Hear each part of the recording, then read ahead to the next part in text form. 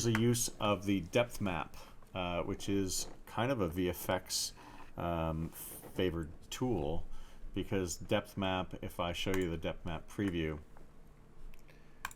so depth map is a nice way of being able to generate the depth difference between the foreground and background elements. Now, this was not shot on a green screen, but in the depth map control, if I were to say isolate my target depth, you can see that I have full control over picking what area I need to pull as my key. So in this case, she's shot against the background, and we wanted to create some greater, depth of separation for her between the white light behind her.